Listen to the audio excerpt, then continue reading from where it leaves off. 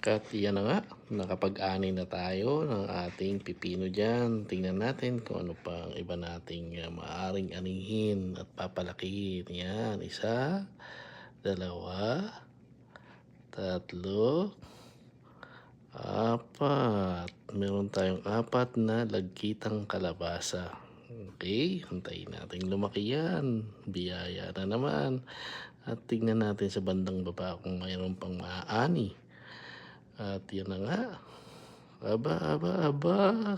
May pakwan na. Ang laki na pala ng pakwan. Kailangan na nating anihin yan. At baka yan ay hinog na. Pitik-pitikin nga natin. Uy, mukhang hinog na nga at pwede na. Tara, hilahin natin. Naku, ang bigat pala. At hinog na nga. Talaga naman, makikita niyo yung kulay niya. Ay pwede nang kainin. Blessing. God bless everyone. Pag may itanim,